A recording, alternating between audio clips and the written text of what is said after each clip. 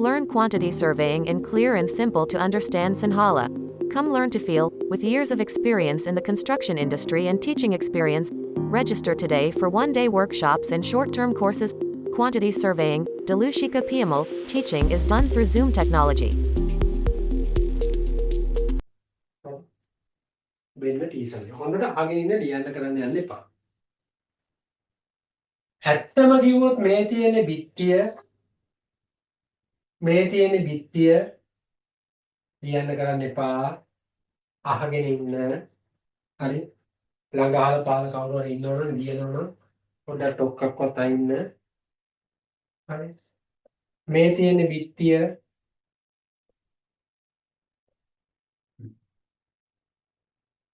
එතකොට ඕකට අදාළ DPC එකයි plinth එකයි ගත්තොත් මේ තියෙන DPC එකයි plinth එකයි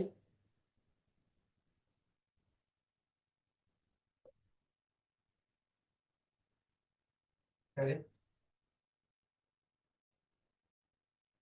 DPC එකයි plinth එකයි ඊට පස්සේ ස්ක්‍රිඩ් එකයි excavation එකයි අපි ගත්තොත් මේ තියෙන ස්ක්‍රිඩ් එකයි excavation එකයි පේන්නේ නැතුව මම පාට තුනකින් ඇඳලා තියෙන්නේ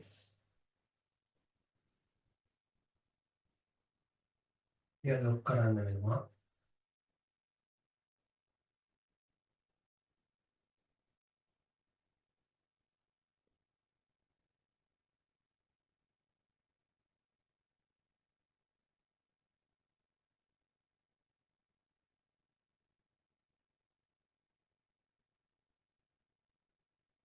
ලියන්න කරන්න එපා එතකොට මේ යන්නේ සෙන්ටර් ලයින් එක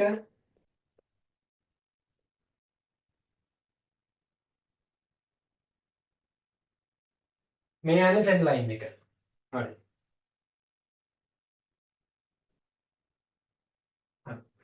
මේ පැත්තෙන් ලොක් කරනවා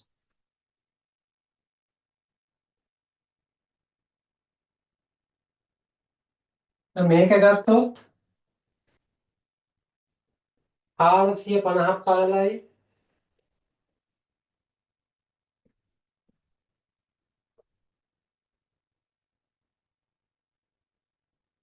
මේක ගත්තොත් 350ක් පළලයි ලියන්න කරන්න එපා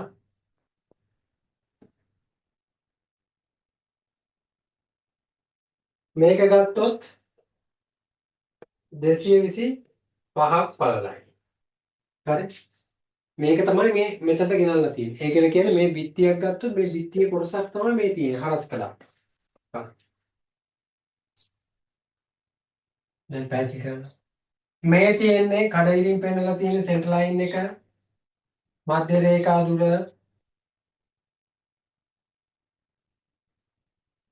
කහ පාටින් පෙන්නලා තියෙන්නේ බ්‍රික් වෝල් එක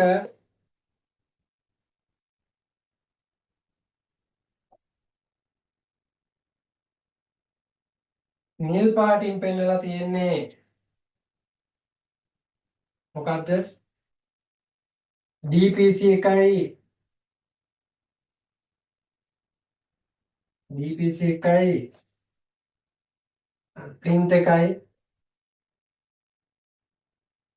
plinth එකයි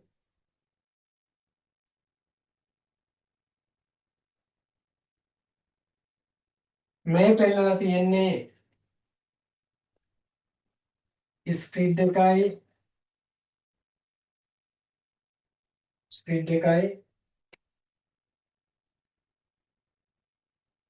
පෙන්ච් එකයි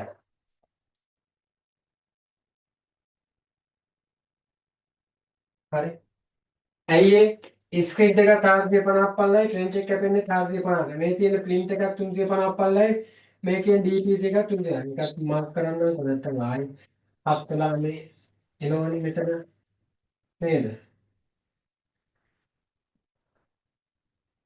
plinth එක මේ plinth එක මේ DPC එක හරි එතකොට මේ ස්ක්‍රිඩ් එක මේ තියෙන්නේ පෙන්ච් එක එතකොට මේ තියෙන්නේ බ්‍රික් වෝල් එක. හරි. ලියන්න කරන්න එපා. පැහැදිලි කරලා දෙන්න. හරිද? හරි. මේකත් අපි චුට්ටක්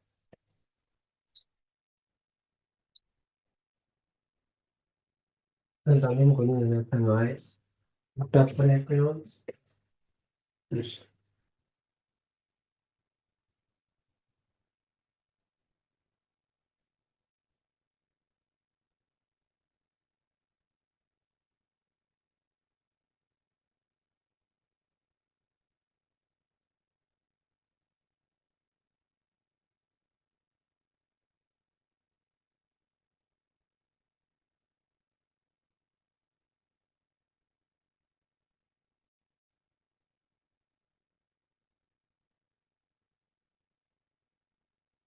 අනින්න එපා වෙලාව දෙන්නම්. වෙලාව බලන්නත් එපා. මේ යන්නේ සෙට් ලයින් එක.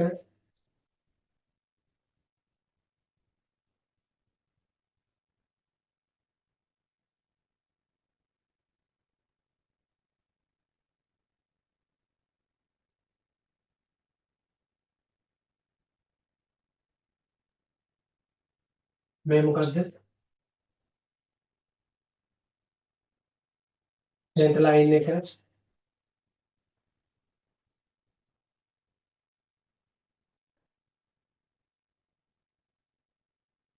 මේ තියෙන මොනවද? ටී සංදි.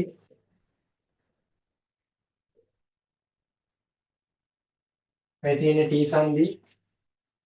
හරි. ඒතර මේ යන්නේ සෙට් ලයින් එක.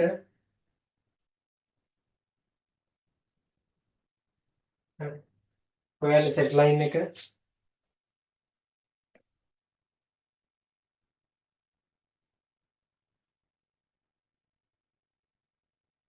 හරි.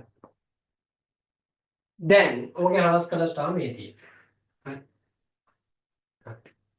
දැන් මේක කොටස් වලට කඩමුකෝ. මුලින්ම එනවා බ්‍රික් වෝල් එක.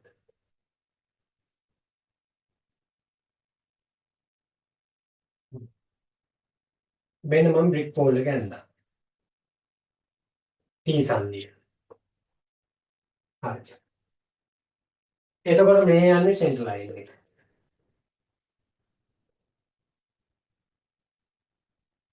දැන් හොඳට අහගෙන ඉන්න මම කියන දේ. මෙන්න මම බිත්තිය බැඳගෙන එනවා මේ පැත්තෙන්. හොඳට අහගෙන ඉන්න. මෙන්න මම බිත්තිය බැඳගෙන එනවා. මෙන්න මම බිත්තිය බැඳගෙන ආවා. මෙන්න මම මේ පැත්තෙන් බිත්තිය බැඳගෙන එනවා. මට මෙතනින් නතර කරන්න වෙනවද නැද්ද? නතර කරන්න වෙනවා. ඇයි? මේ බිත්තිය බැඳගෙන එනකොට මේ කොටස බැඳිලා ඉවරයි. නමුත් සෙන්ටර් ලයින් එක අපි මෙන්න මේ කියන කොටස ගණනය කරලා තියෙනවා. නේද? මෙන්න මේ කියන ලෙන්ත් එක ගණනය කරලා තියෙනවා. එහෙනම් මෙන්න මේ කියන ලෙන්ත් එක දැන් මේක බලන 225 නේ. එහෙනම් මෙන්න මේ කියන ලෙන්ත් එක අඩු වෙන්න ඕනද නැද්ද? මේ කියන ලෙන්ත් එක කොච්චරද? මෙන්න මේ කියන ලෙන්ත් එක 225න් භාගයක්. ඇයි? මේ බිත්තිය 225 නම් මේ බිත්තියේ මැදින් තමයි මධ්‍ය රේඛාව ගමන් කරන්නේ. එතකොට මේ ගමන් කරන දුර කොච්චරද මෙතන ඉඳලා? 225න් භාගයක්. එහෙනම් බ්‍රික් වෝල් හදනකොට අපිට සිද්ධ වෙනවා සෙන්ටර් ලයින් ලෙන්ත් එකෙන් අඩු කරන්න. සෙන්ටර් ලයින් ලෙන්ත් එකෙන් අඩු කරන්න කොච්චරද? 225න් භාගය වරක් number of t කොච්චර t සංදි තියෙනවද කියලා. හරි. ඊළඟට අපි යමුකෝ ප්ලින්ත් එකයි dpc එකයි. ප්ලින්ත් එකයි dpc එකයි අපි හිතමුකෝ. මේ මම ඇඳා.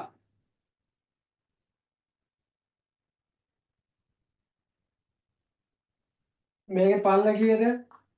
350යි. වෙන්න මම සෙන්ටර් ලයින් එක මේකේ. හරි. ඔන්න සෙන්ටර් ලයින් එක. හරි. එතකොට මම මේ ප්ලින්ත් එකයි dpc එක මේ දාගෙන යනවා මේ විදියට. මේ ඕ මං දාගෙන ආවා.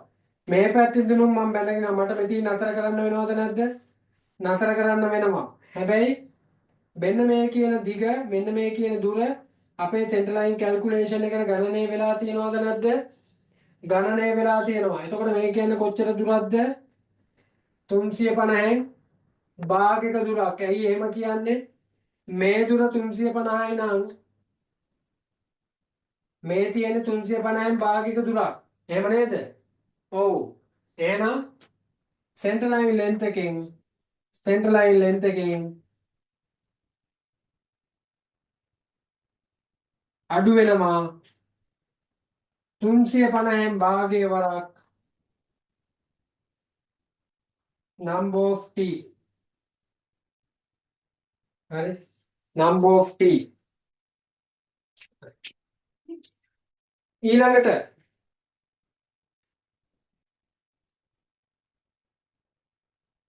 අඳින්න කරන්න එපා දෙන්නම් වෙලාව. ඊළඟට අපි ගත්තොත් ට්‍රෙන්ච් එකයි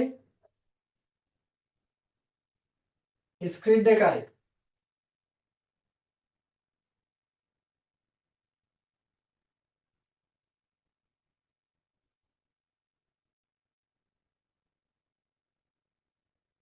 ට්‍රෙන්ච් එකයි ස්ක්‍රීඩ් එකයි.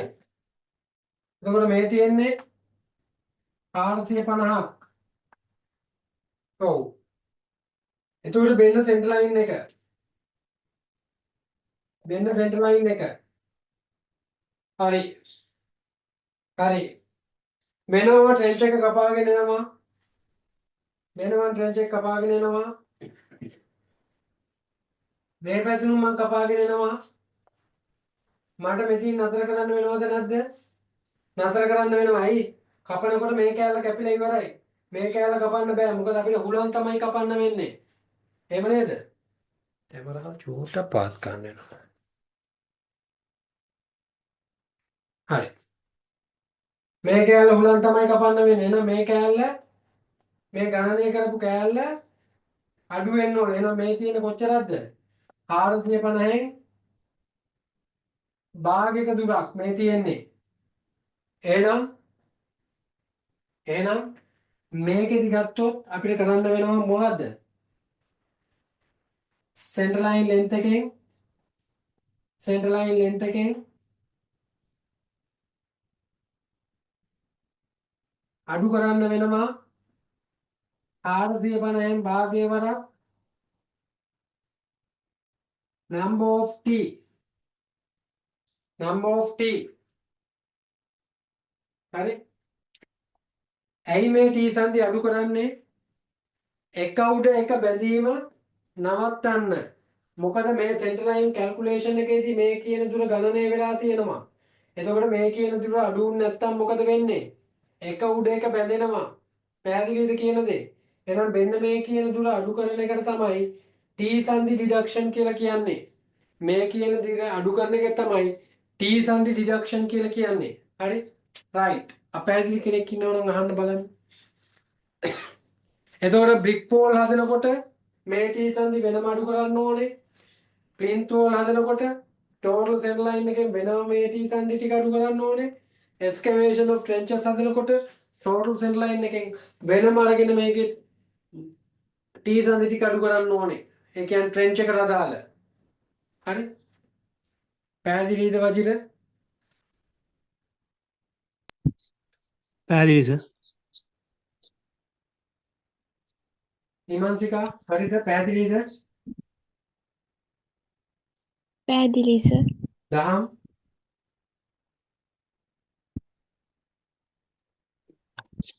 පැහැදිලි සර්.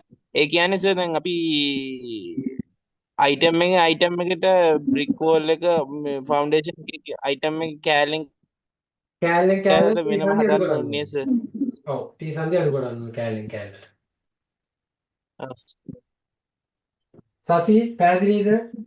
ඒ කියන්නේ මේ ඔව්. ස්ටෙප් 3ක් තමයි මේ ටීසන් අඩු ගන්න තියෙන්නේ නේ. ඈ? ස්ටෙප් 3ක් අර මේ බික් කෝල් එකයි print එකයි ස්කැවේෂන් ස්ට්‍රෙන්චර් ඒකයිනේ. ඔව් දැන් අපි ගත්තොත් වදිර මේකේ ගත්තොත් බ්‍රික් වෝල් එකට අපි වෙනම ටෝටල් සෙන් ලයින් එකෙන් අඩු කරන්න ඕනේ. හරිද? එතකොට ප්ලින්ත් එකටයි DPC එකටයි වෙන වෙනම අඩු කරන්න ඕනේ. හැබැයි ප්ලින්ත් එකයි DPC එකයි එකම සයිස් ඉඳලා අපිට same as කියලා ගිය හැකියි. හරිද? මොකද එකම length එකනේ එන්නේ. හරිද? මොකද එකම පළල හින්දා. හරිද? එතකොට ස්ක්‍රිඩ් එකයි thickness එකයි මේ ට්‍රෙන්ච් එකයි වෙනම හදන්න ඕනේ. එතකොට ඒ ඔක්කොම total send line එකෙන් වෙන වෙනම අඩු කරන්න ඕනේ. ඒ කියන මේ මොනවද මේ කියන මේ quantities ගන්නකොට. හරිද වදිර? ඔව් සර්. එතකොට එහෙම නැති වුණොත් වෙන්නේ මේ කියන T සංදිය ඩිඩක්ෂන් කරේ නැත්නම් හරියට අපිට බෑ අපේ මේ quantities හරියට ගන්න. ඒකයි මම කිව්වේ center line එක 100%ක් නිවැරදිව හැදුවත් මේ කියන T සංදි හරියට හඳුනාගත්තේ නැත්නම් මේ කියන T සංදි හරියට ඩිඩක්ෂන් කරේ නැත්නම් අපිට බෑ මොනවද? හරියට quantities ගන්න. center line එක හරිය ගියත් T සංදි හරියට අඩු කරලා quantities ගත්තේ නැත්නම් ඔයාලා fail කියන දේ පිළිගන්න. හරි? right. සති පැහැදිලිද?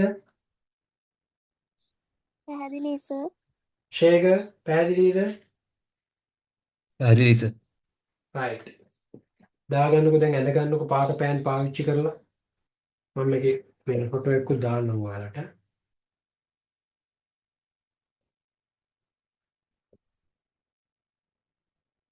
මේ තියෙන්නේ තනි බිත්ති ටයිප් එකක් හදනකොට. බිත්ති ටයිප් දෙකක් තියෙනකොට කොහොම වෙයිද? තනි බිත්ති ටයිප් එකක් තියෙනකොට ඒ කියන total send line එකකින් හරියට අඩු කරගෙන ගිය හැකි ප්‍රශ්නයක් නෑ. හැබැයි මේක බිත්ති ටයිප් දෙකක් වුණ ගමන් මොන send line එක අපි හිතමු 112.5 බිත්තිත් 225 බිත්තිත් තියෙනවා කියලා. එහෙම තිබුණාම අපි අඩු කරන්න ඕන 112.5 send line length එකෙන්ද 225 send line length එකෙන්ද කියන දේ කල්පනා කරන්න ඕනේ. අර සසි ඇදුවා කිව්වේ internal external වෙන වෙනම. එතකොට external send line එකෙන් මේ කියන පිටත බිත්තියෙන් කිසිම වෙලාවක T සංදි අඩුවීමක් සිද්ධ වෙන්නේ නැහැ. ඇයි එයා එයාගේ පාඩුවේ ගමන් කරනවා. මේ මම මගේ පාඩුවේ ගමන් කරනවා. එතකොට මම පාඩුවේ ගමන් කරනකොට මේ කවුරුරි කෙල්ලෙක් විසිල් ගන්නවා මේ. එතකොට ඇතුළත බිත්ති වල කට්ටිය තමයි එළියට රින් ගන්න හදන්නේ. එතකොට ඇතුළත බිත්ති සෙන්ටර් ලයින් වලින් තමයි T සංදි අඩුවීම සිද්ධ වෙන්නේ. එතකොට ඉමාන කවුද සසි අපිට හිතන්න වෙනවා. එතකොට ඔයා බැරි වෙලා හරි එක්ස්ටර්නල් සෙන්ටර් ලයින් එකේ මේ කියන දේවල් අඩු කරලා ඇදුවොත් මොකද වෙන්නේ?